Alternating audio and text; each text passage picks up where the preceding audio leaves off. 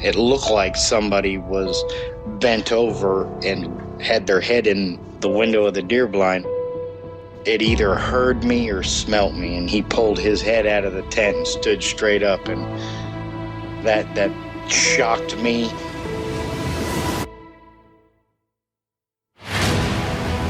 They don't make people that big. The way it moved, almost as if it was gliding across the beach.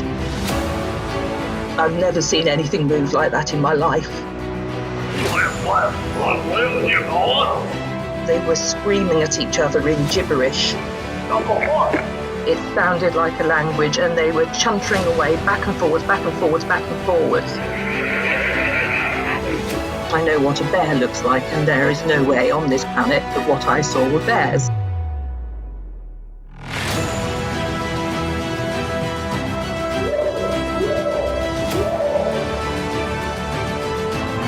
What are you reporting? Jesus Christ, you better... Sir? Gia! Hello? Get somebody out here. What's going on now, sir? That son of a bitch is about 6'9", I don't know. Do you see him now, sir? Yes, I'm looking right at him. Uh-oh. Hey,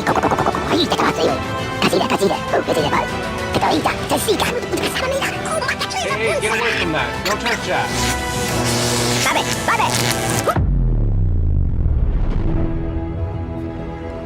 Why did they stop?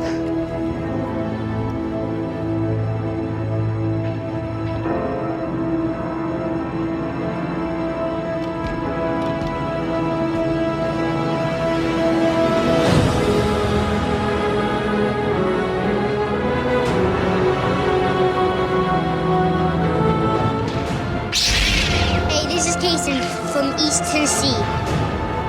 A Jedi?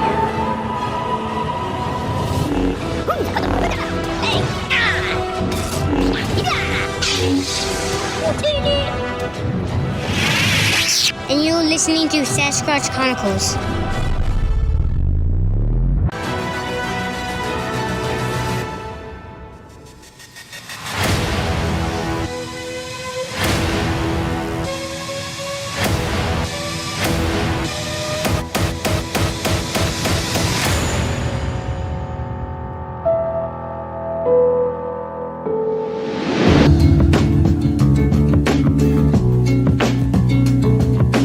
Welcome to the show, everyone. Thanks for being here tonight. Got a great show planned for you. We're going to be chatting with Kent. Kent comes to us from Ohio, and back in 2005, he was just a small boy when he had an encounter with this female creature. Man, 2005 doesn't seem like that long ago, does it? Maybe I'm getting old. We're also going to be chatting with Dennis, and back in 1985, he actually shot one of these creatures. He really didn't know what it was at the time.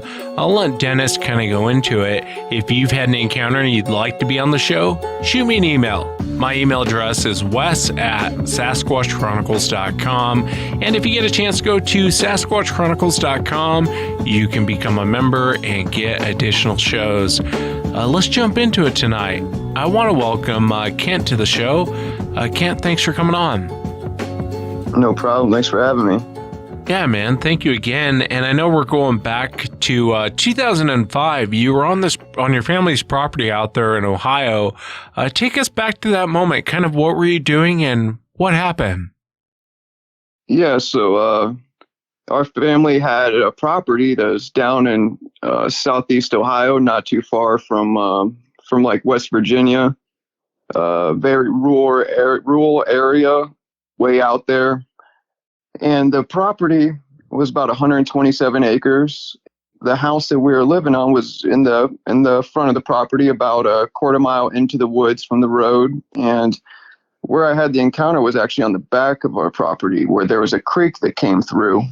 And we did normal stuff. We didn't have internet or cable or anything like that. So we were outside a lot. We fished, hunt, rode four-wheelers. I mean, just normal country kid stuff. And I was going in the back. We were building this tree fort that was in the back by the creek.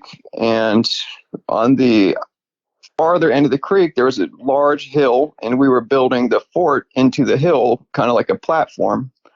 Well, it was in early September of 2005. I was in 5th grade, and I was on my way back to the fort to, like, a couple days before, we had a big storm and a tree branch fell down and busted a hole into the floor. So we were going to go fix it. And the tools were already out there. So it was just me and my dog, Angel, who was a golden lab, best dog in the world. So me and her were just on our way back. And the property is very, very heavily wooded, but it opens up into 4 small fields. We didn't grow anything. It was just, fields that tall grass we'd have to brush hog. On my way back there, you have to crest over a small hill, so you can't see the creek until you get over this hill. It was a nice day, clear skies, and like I said, we had that storm that come through, so the water in the creek was probably about 3 foot deep, so not too deep. And the creek was about 12 foot wide, so it's not super, 12, 15 foot wide, so it was just a regular creek. So me and her were walking through, and she's a very, very well-behaved dog, never growled, never barked unless warranted. It was walking with her, not really paying attention, swinging a stick back and forth, just walking. And it takes about 25 minutes to walk from the house to that spot that I was at. And as we crest the hill, she started growling. And at first, I didn't really see what she was growling at. And she was at attention. I mean, she was growling. And I grabbed her collar because, I didn't want her going after. There are bobcats and coyotes, and very rare there are black bear. To my right, about probably 40 yards to the right, like just a little bit. I had to turn my head to the right just a little bit, and what I seen was what I thought was a black bear. Because, some black bears, they differ in color, and some of them are a little bit lighter than others. And what I seen was reddish brown hair. And what I thought was a black bear, like just sitting there. As I crest the hill, it happened real quick. She barked, growled, and as I crest, I seen what I thought was the black bear, and it wasn't a black bear though. It was something else, and it was kind of squatting down. And to me, it looked like she was like cupping her hand and drinking water out of the creek.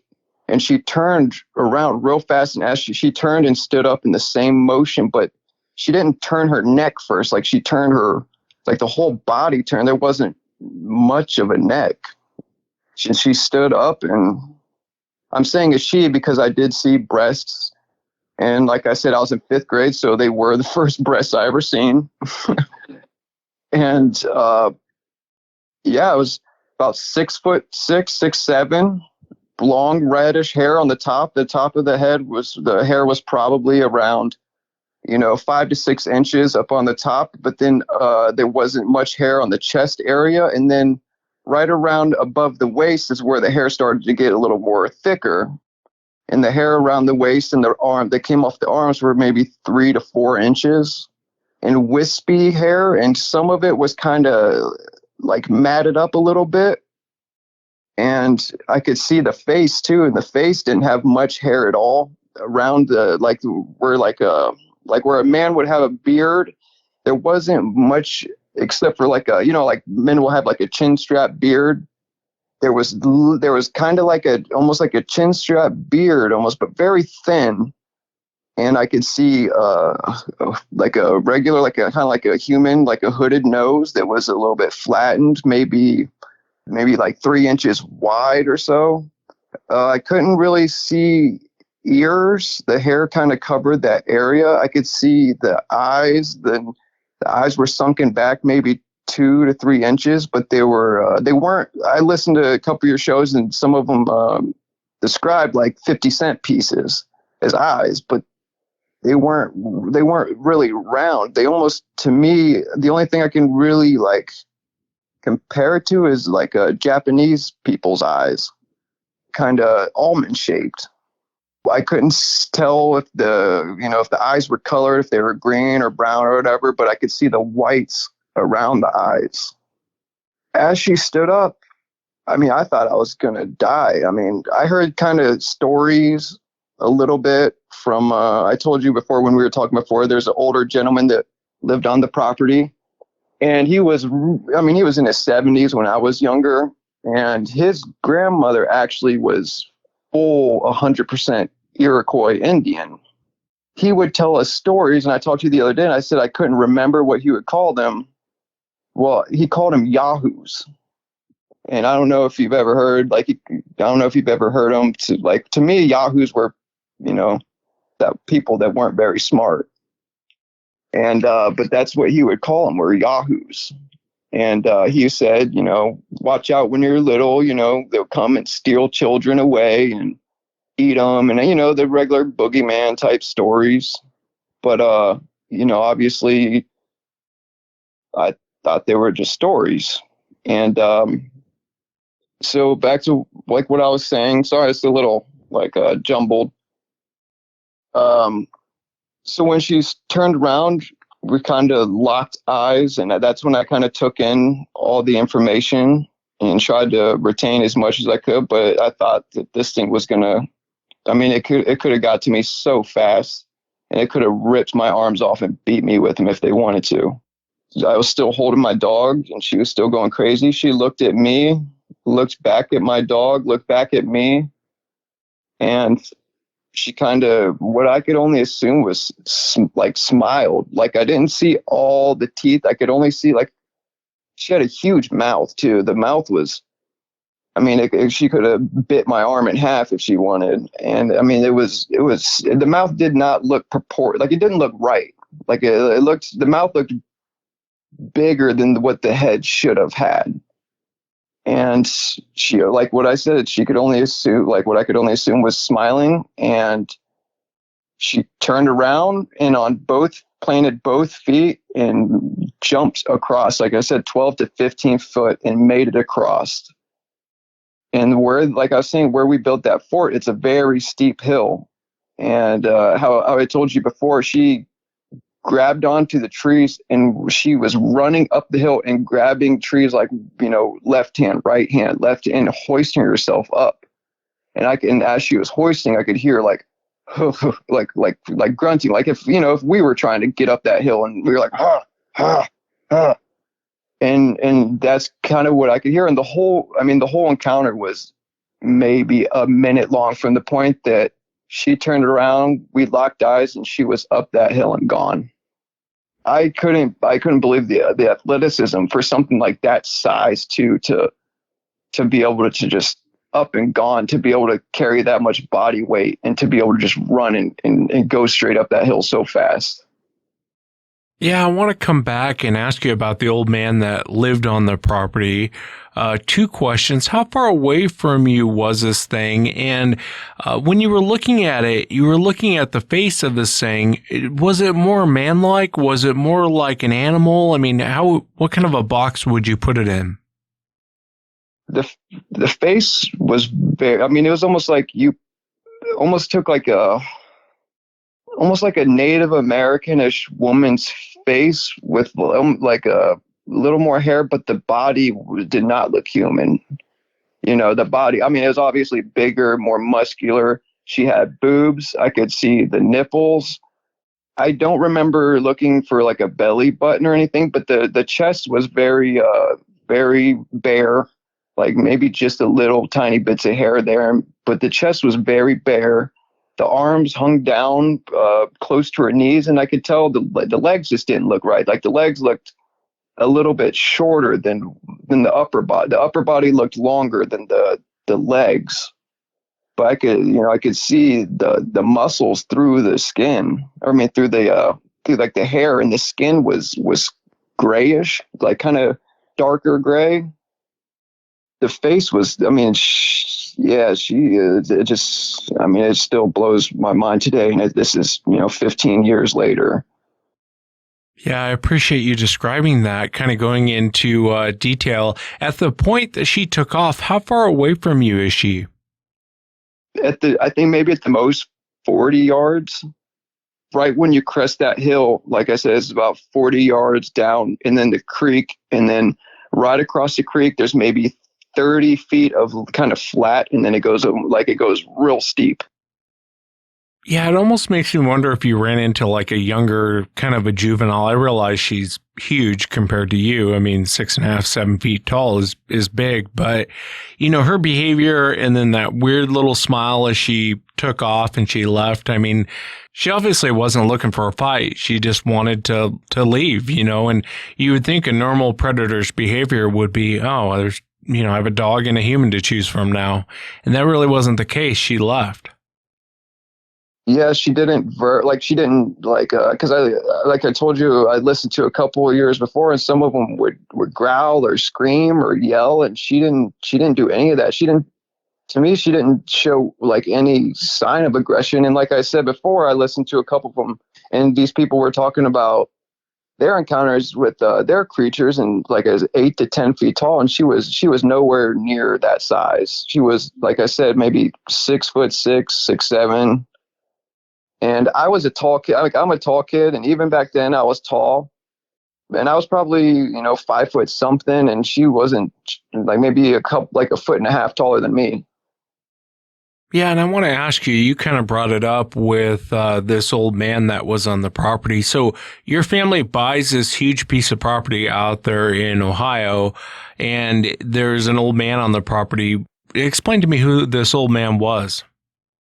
Yeah, we call him Old Man JJ, Old Man Jesse Jack. So they got the property from him, and it was 130 acres altogether.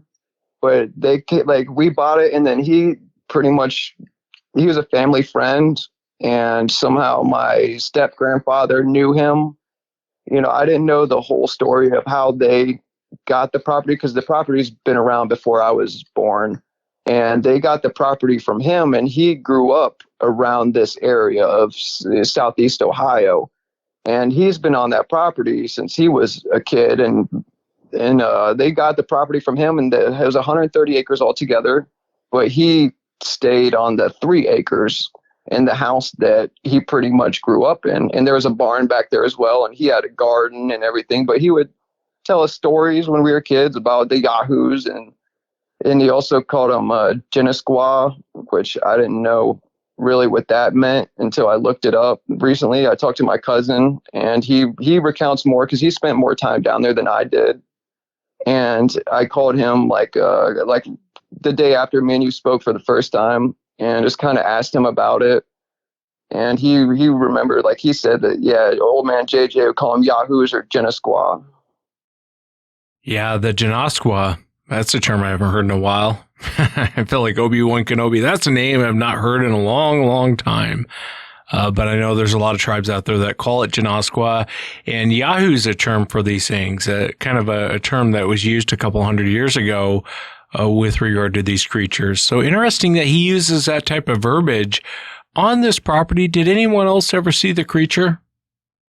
My cousin said that he wasn't 100% sure. I told you maybe 5-6 years ago, he was hunting and he was in his tree stand, and he seen something off, and he pulled up his rifle, and he said it looked like a black bear, and it was like kind of at the top of this one hill.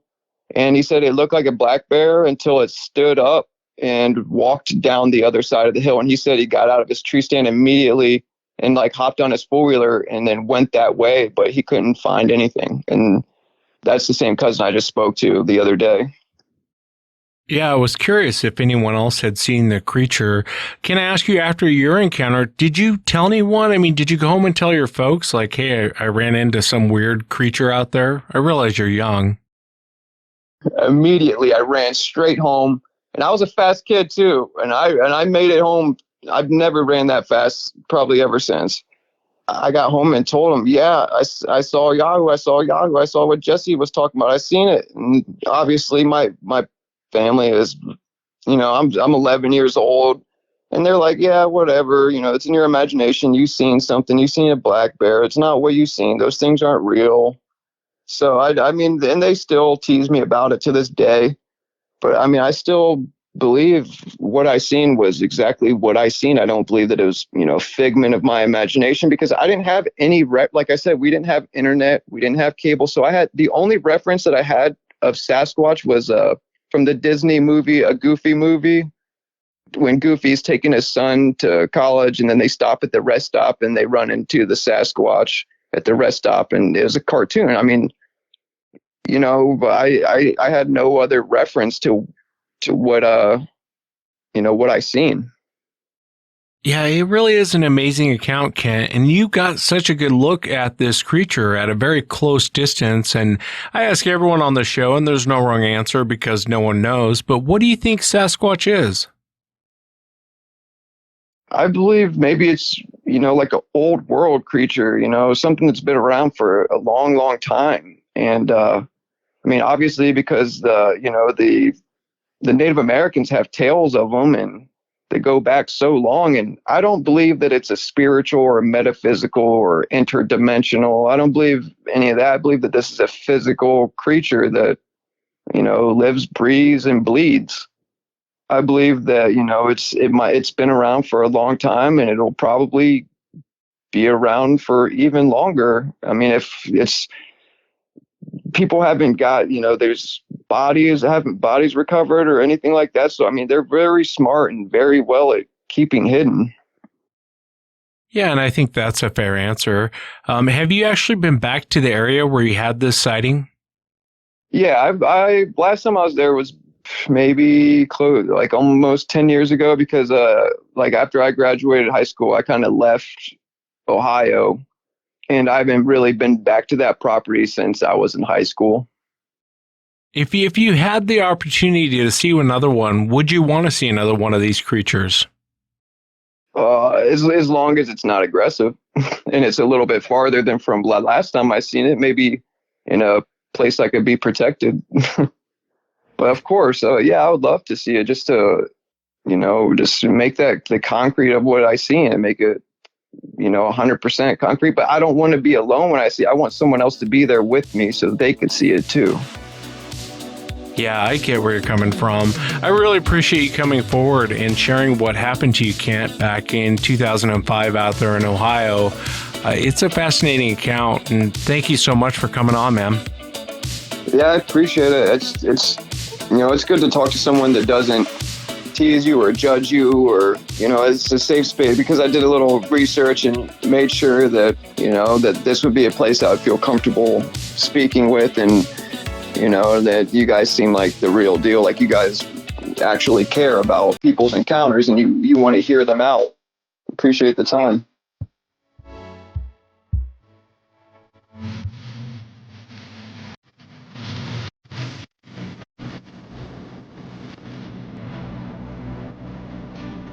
Next up on the show, I want to welcome Dennis. Dennis, thanks for coming on. Yes, sir. Thank you for inviting me, Wes. I'm honored. The honor's mine. The honor is definitely mine to have you on. And I know we're going back 37 years ago out there in Florida. Take me back to that moment when you and your brother shot this creature. Kind of what were you guys doing, and what happened? Okay. Yes, sir. Sure. So what me and my brother doing, my stepbrother, we always hunt. We always hunted deer kind of illegally at night. And sure, we're not the only people that's done it. And just for the audience, we don't do it no more. We kind of got our lesson taught to us, and we stopped all that. But back in those days, everybody ate deer meat, especially our family. So we would want to go shoot deer. So we would go we had these hot spots that we would go to.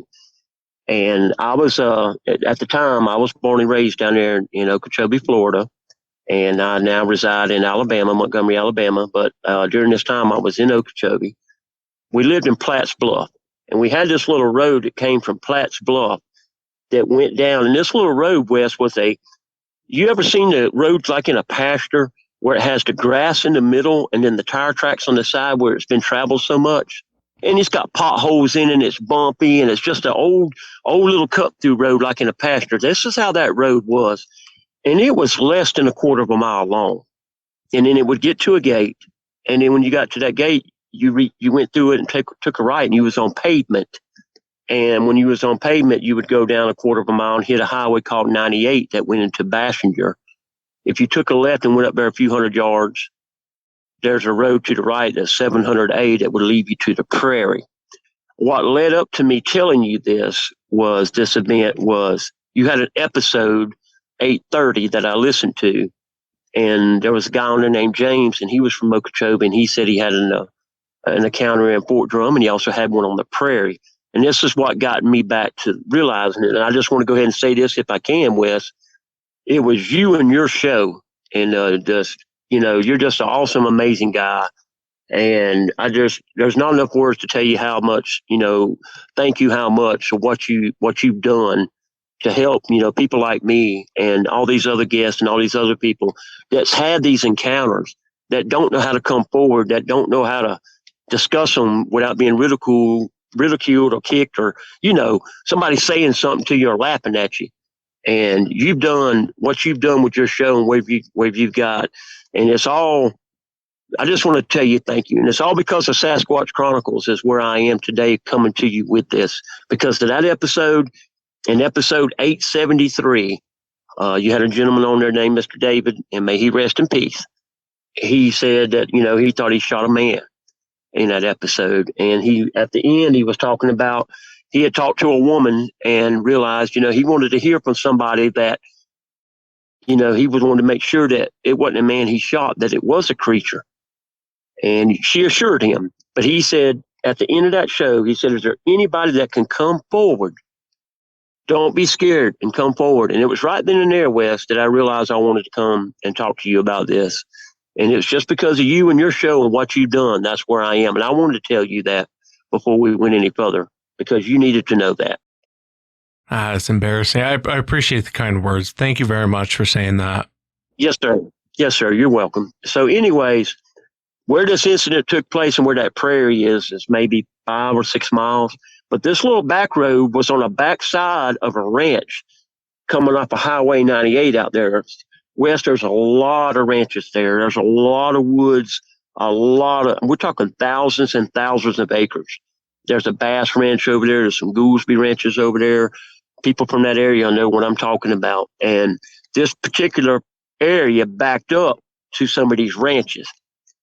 So anyways, it was a hot spot, and it was a place that we knew that we can go get a deer real quick and turn around and come back. So our dad had this old Willis Jeep, his old military Willis Jeep, and it had 916 military tires on it. And it probably stood off the ground before you took your foot and stepped in it. I'm going to say anywhere from 2.5 to 3 foot up above the ground before you could step into it. So it was just something we could crank up and go. It didn't have no roof on it, no nothing. It just had a windshield. And so you could go, if we needed to ride all through the bushes and run and hide or get away from something, we could do whatever. And we had 4-wheel drive, so it wasn't no problem. Doing what we do, when me and my brother done this, whoever was shining the light would shine the light and hold it on the deer. The man without the light would be the shooter. And he would take the gun and rest it on the man's shoulder that was holding the light. And that man could take a shot. That way we knew we were accurate and we could get it. Shoot the deer, get it and take it, put it in the Jeep and go. And I'm going to say this was probably, I know it was during the fall. I'm going to say October-ish maybe. It wasn't that cold, and it's not cold in Florida anyways. So it was around October when bow season and stuff kind of opened up. And, when the deer were getting started. And it was kind of before rifle season. I remember it was before rifle season, but we wanted to get a deer. So before rifle season opened. So we took our little journey down this road. And to let you know another thing, how good and how important it is on how we was real careful about what we was doing with this, Wes. We shot every day. We shot a 22 Magnum and a 30-30 rifle. And down there in Florida, you didn't really need nothing no bigger than that. 30-30 was a good brush gun, something you could take a pickup, take a quick shot and hit. And a 22 Magnum, it was really good at night to shoot with because it's quiet. And you could just pop the deer in the head and be done with it. So we went down this road, and we're just taking it easy going down there. I'm on the passenger side. My brother Dwayne, he's driving. And we're both 16. We're the same age. He's my stepbrother. So we're easing down this road, and I'm holding the spotlight on my right outside the Jeep there, and I'm looking, and we just go real slow, and we creep all the way down this little road all the way, and we get to the gate. We don't see nothing. Didn't see one thing. And he said, all right, let's turn around and go back. If we don't see nothing, we'll go home. I said, that's fine. Let's do that. And so he said, will it be your shot? And so he turned around and we was headed back. And before I get any further, we didn't take the 22 Magnum with us that night. We took the 30-30 because we didn't have shells for the 22 Magnum. And, you know, our dad wouldn't give us none of his, so we always had to buy our shells. And we were out and we didn't have none at the time. So we had a 30-30 rifle with a 150 grain bullet. And that's what we was carrying. So we knew we had to make something. If we was going to shoot something, it had to be quick and be done and get out of there.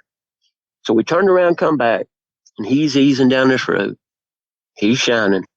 And all of a sudden, about middle ways of this road, he says, I got eye shine. He stops, he puts it in neutral, but he leaves the Jeep running. He looks over and he's looking at it. He said, hurry up, get up here, get it. Get ready. And so I turn around and look, Wes. And when I turn around and look, I'm looking up. We're standing up, and I'm 5 foot. Actually, I'm 6 foot, but at the time I was 5 foot something. I'm standing up. So is my brother. And I turn and look, and I see 2 of the biggest eyes I've ever seen in my life. And when I say huge, Wes, we're talking just huge, bigger than golf balls, how huge they were. And I'm looking, and I said, what do you want me to shoot? He said, shoot it. He said, shoot it. Shoot it. I looked up and I said, what do you want me to do? You want me to shoot that owl? And that's kind of funny because I actually thought the way I was looking at it, Wes, before I moved, I thought it was an owl up off a tree limb. He said, no.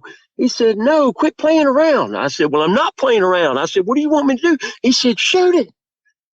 And then when I turned, Wes, to put the rifle on his shoulder, that's when I could see the body of this creature. And it was the biggest thing that I've ever seen in my life. I mean, this thing was huge. And I could see the outline of like the top of the head and then the shoulders and then coming down. So all the way down to the chest part right there. And that's about all I could see. But that Q-beam was so bright. He had that creature blinded very well. So I'm looking, I said, it looks like a man. What is that? He said, it's not a man. It's covered in hair. He said, shoot it. I said, well, is it a bear? He said, no, it ain't a bear. It's too big. He said, shoot it. And he kept saying it. So I took the gun and I laid it on his shoulder. When I did, I had to tilt the gun up a little bit, Wes, up a little bit to where the eyes were. And I put this thing right between the eyes. And we were 50 to 60 feet, 20 yards or less from this creature. I caught the hammer back. I said, I'm ready. He said, go. I pulled the trigger. When I did, I ejected so fast, you know, I shot a second time. Whether that second shot hit or not, I don't know. But he said, you got it. It's down. And then all of a sudden, he ain't no more said that and got that out of his mouth. He turned to his left and looked over his left shoulder. And he said, oh, crap, we got to go. We got to get out of here. Hold on. I said, what is it? There ain't no lights. He said, we got to go. We got to go. And he threw it in gear and he hauled butt. And he just left. And man, he like to threw me out of the Jeep. And he was just flying down this road. We was hitting them potholes, bouncing. It took everything I had to hold on. And we got out of there and we headed back to the house. And on the way, when we got off that road and onto a gravel road, he said, we don't need to talk about this. We don't need to say nothing about it. And I said, well, what was it? He said, I don't know. He said, all I know is it had hair on it. I said, well, what did you see? He said, I don't want to talk about it. I said, and then he didn't want to talk about it at the time. And finally, later on, I got it out of him. But what he had seen, Wes, when he turned to his left, there was another creature there. And it had started coming up towards us. So whether or not it was trying to flank us, I don't know. But the creature was coming up and apparently he was coming pretty quick. And it frightened him. I never saw it. I never saw what he was looking at. You know, my ears are ringing, you know, I don't know what I just shot. I mean, it looked like the biggest pumped up on steroids of a Hulk of an Andre the Giant that you've ever seen in your life. And that's kind of what happened, Wes. Yeah, I wanted to ask you about your brother. Did he ever kind of describe what he saw? I realize all of this is happening very, very quickly. Shot goes off, he turns and sees something coming, tall and hairy. But did he ever kind of go into a description as far as what he saw? Or did he just kind of leave it at that? That was pretty much end of it. But later on, when like when we left, later on, I got it out of him. He said there was another one coming that had hair. And you got to understand, we don't know what we're looking at. We don't know what this is. And he said he saw another one, but it was coming towards the Jeep, the back of the Jeep. And it was coming to us. And I reckon it started running. I don't know. He said it was coming quick. And that's when he turned and was trying to get out of there. Yeah, what a scary night. When you were looking up at it and you'd mentioned the eyes, kind of this yellow orangish eyes that you were looking at, do you think that they were glowing, or it must have been eye shine from his spotlighting? Yes. Well, he had it blinded with the Q-beam. So this is, in other words, he was looking to his left while he's driving. He turns and puts the Q-beam on it. So he's got the Q-beam out the driver's side left, shining this creature. So when he stopped and put it neutral and I turned, I looked to the left. So the creature was to his left. And that's when I seen the eyes. And yes, they were a yellowish amber kind of color. And they was just huge, Wes. I couldn't make no facial features out. I couldn't, if the light was so bright. I'll tell you what it reminded me of. I saw a video, and you've seen this video, and I know probably the fans have too, to get, all the fans and listeners. You remember the video where the kids were out there at the bonfire? I don't know where that was, what mountains that was in, but the kids were out there. It was a bonfire. I remember there was an albino white looking one that come up and turned and walked away, and they actually caught it with the camera. Do you remember seeing that video on YouTube? The face was, and those eyes, how big the eye sockets were, and how the face was, and it kind of looks like there ain't really a face there, but it's like a skeleton face. Does that make sense? Yeah, I think I know the video you're talking about. It wasn't a bunch of kids. It was in Pennsylvania. And if you go to YouTube, type in white Sasquatch, Pennsylvania, I believe it'll come up. But he was running around on his property, hit it with the spotlight in the face, and you see the face kind of scrunch down and then it takes off. And I know for the longest time, everyone thought that was a guy in a costume. I was like, that's not a guy in a costume, because when you slow it down, that face scrunches. But I do know what you're talking about. Exactly, Wes. And I'm glad you said that, because that's what I was seeing with the light, but at 20 yards. I was seeing that big like that, but it was just huge. And my brother never talked about seeing any facial things, but he could tell it was covered in hair, and he knew it was big because he could see more of what I was looking at. But when I turned, I saw, like I said, from the head probably down to the waist. But I saw the heads and coming out and the shoulders and just how big this thing was. And it blew my mind. Me and my brother are avid hunters, and never in our life had we seen anything like that out in them woods. Nothing like that. Yeah, and you guys are in a CJ5 at this point, kind of standing up. I mean, how tall do you think this creature was? I'm going to say, Wes, that this thing was probably, if the Jeep was anywhere from 2.5 to 3 foot, and I'm 5 foot. I mean, at that time I was probably 5 foot something, because I'm 6 foot now. I'm gonna say the creature was every bit of 8 foot, maybe 8.5, give and take. I wouldn't be scared to say that. So after this encounter, do you guys go home and kind of tell anyone? And do you guys ever go back? We don't tell no one. We kept this a secret. And to tell you, the only time our mom and dad ever knew about this, we talked about this. Me and him was talking about this just past Father's Day. He came up from down there to visit, and we talked about it. And that's the first time they ever heard about it. But no, we didn't. We never talked about it. There's something we just kept to ourselves. Yeah, and I get it. I mean, what do you say at that point? You know, I mean, what do you say you shot at that point? I get why you guys kind of kept it between yourselves. And I wanted to ask you, did you guys ever go back there? Because I know hunting was a big part of your guys' life. Yes, we did. We went back the next day. I think this happened like on a Friday night, possibly, if I remember, because it was the weekend, and I know we wasn't doing nothing. Yes, we went back the next day. We never saw nothing. There wasn't nothing there. I didn't see no blood. But my brother told me, he said he heard it. You know how you probably can't hear it if you're shooting a gun, but somebody else can. And it made that whop. And a lot of people know what I'm talking about when you shoot deer, it makes that whop, and then the sound comes behind it. And he said he heard it. He said it just went whop. And it was solid. So with a 150 grain bullet at that close, I mean, I didn't see it after I shot. I didn't see it. So apparently he said, you got it. It fell. But then he heard a ruckus, and then he turned and looked to the left. And that's when apparently this other creature was coming. I don't know, Wes, if he was flanking us. I think what we done was interrupted their hunt, because that was a hot spot. There was always deer there. You know what I'm saying?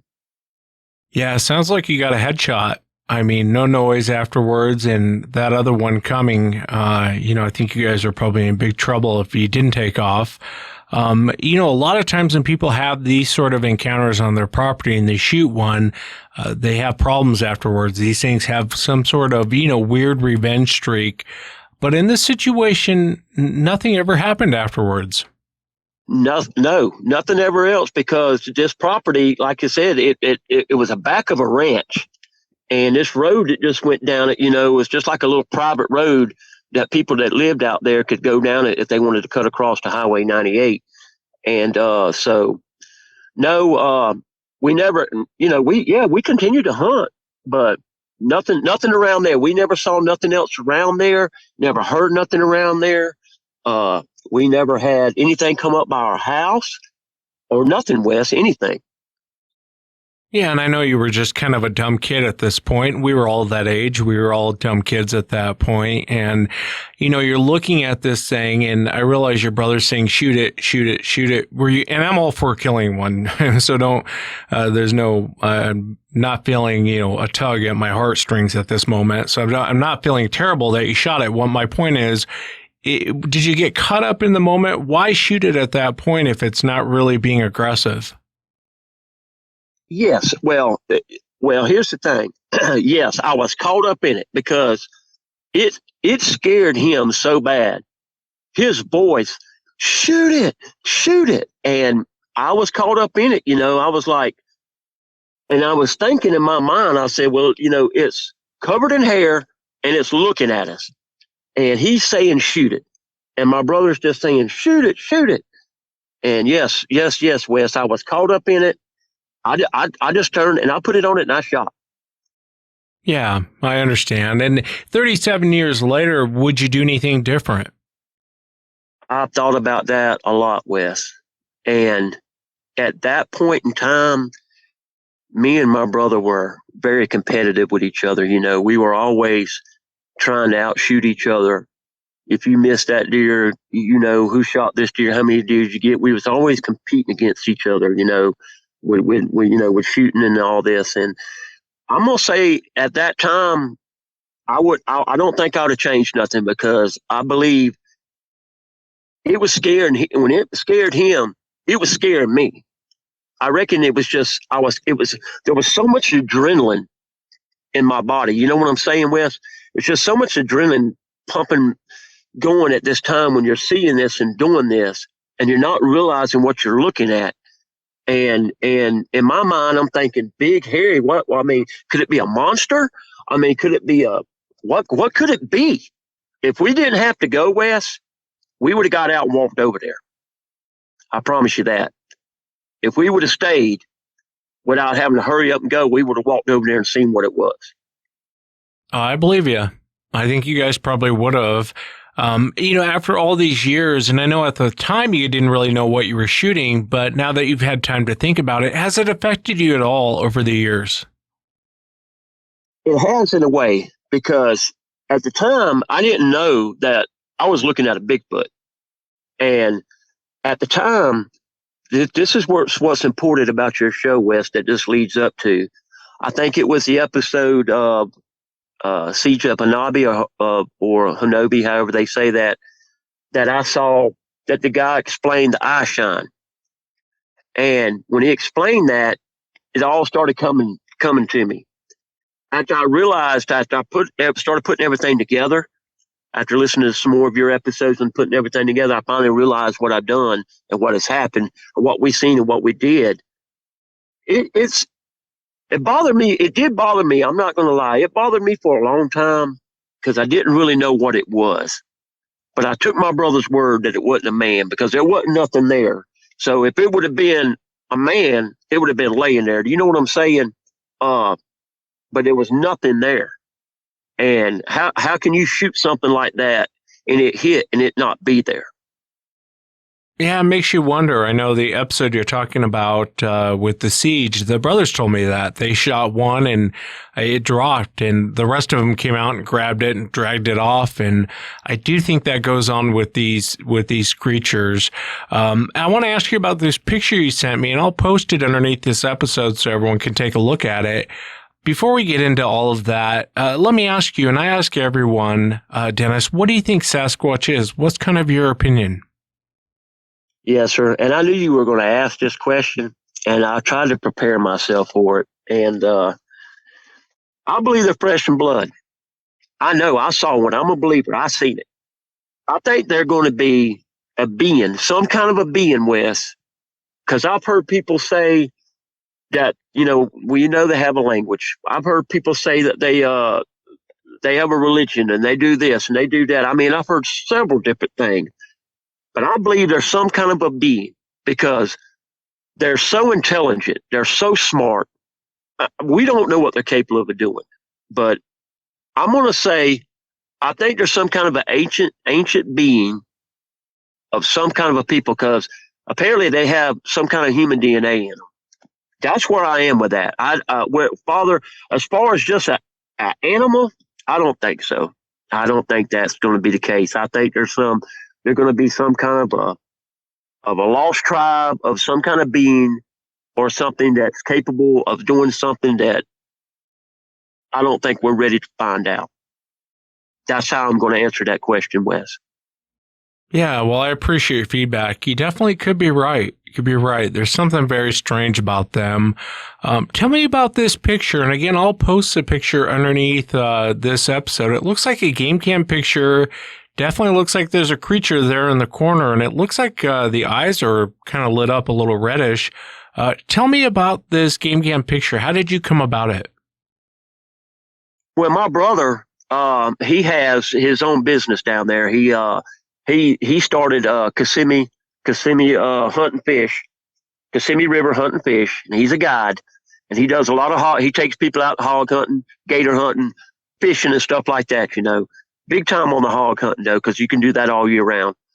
And deer hunting, you have to wait. Of course, the gators, you have to have make sure you get your tags and permits for that.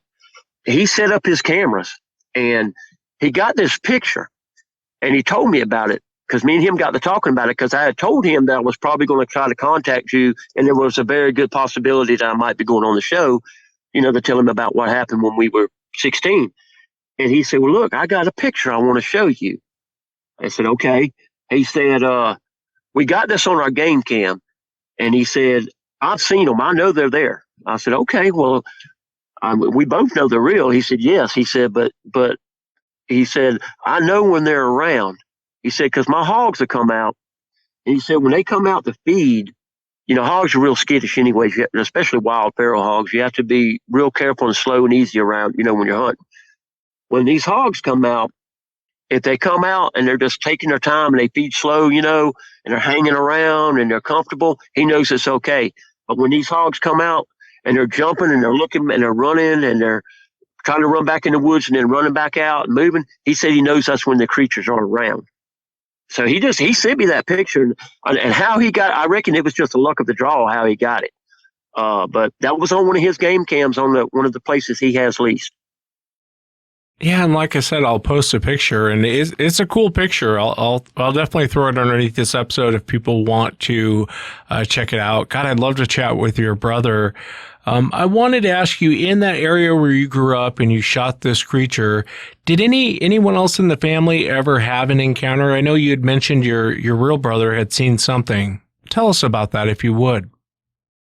Yeah, sure. I'm the oldest of 5 boys. I have, 4 real brothers. And so Mark is my third one down, and John's is the next one below him. And Mark was probably 9 at this time. John was 8, and they were with our cousin who was about 9. We had a tree out there in the back of the pasture on all of our family land back there. And we had fruit trees everywhere, you name it. Grapefruit, pink grapefruit, white grapefruit, tangerines, navel oranges. We had it all. They were going back there to this tree we call the run-up tree, and it's a big old live oak tree that was slanted, probably at a 45 or something, where you could run up it and go up it and climb, and we always played in that tree. Right beside that tree was a big fruit tree, and you couldn't reach the fruit from the ground. You had to climb up there and get the oranges off of it.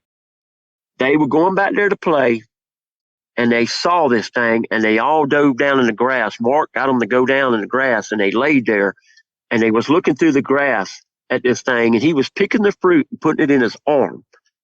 He said this creature was auburn orangish red color. He said it was about 8 foot tall, and he said this thing was just he had his arm turned, like you would hold a baby, but he was putting fruit in it. And it kept turning around, looking towards their way, and he could see it sniffing. He could see the nostrils of its nose going up, and it was, smelling, trying to smell them. He knew the creature smelled them, but he didn't see them. And he said this creature done it about 2 or 3 times, and after he got an armful, he just turned around and walked off like nothing ever happened.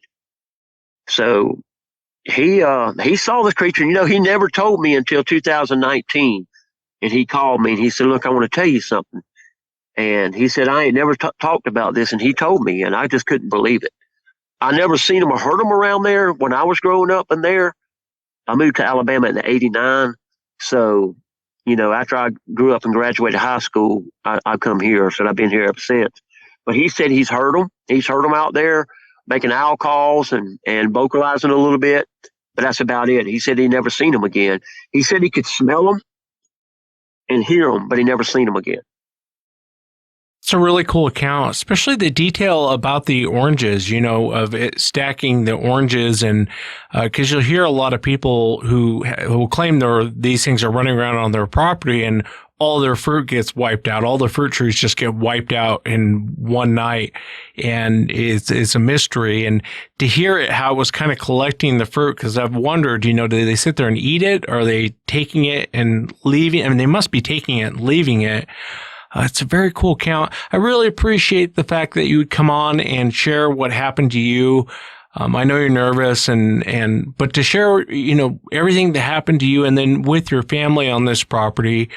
Thank you so much for your time, Dennis. It was awesome chatting with you. Well, yes, sir. And I appreciate it, Wes. And, I was a little nervous. I hope it turns out okay. You were the first one I wanted to talk to, and tonight on this show is the first time I've talked about this in 38 years, or however long it is, 40 years, 38 or 40 years. Only me and my brother talked about it and nobody else. You're the first one I've come out and told this, and I wanted you to be the first one. And when you called me, I was just honored, and I'm just so thankful, and I feel so good about getting it off my chest. And I feel better, knowing that I know what it is and what it was I shot. I got a little peace about it now, and knowing that, that's what it was. Thank you, Wes, and I appreciate you. Like I said, I'm honored, and I enjoyed it, and just thank you for having me. Thanks so much, Dennis. The honor was mine. Man, I got to keep that guy around for my ego. When I'm feeling down, I'll chat with Dennis. Just having fun. And that's it for tonight, everyone. Remember, if you've had an encounter, shoot me an email.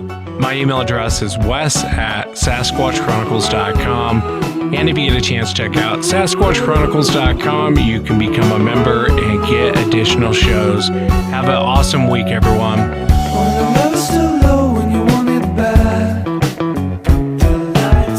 With nose in hand,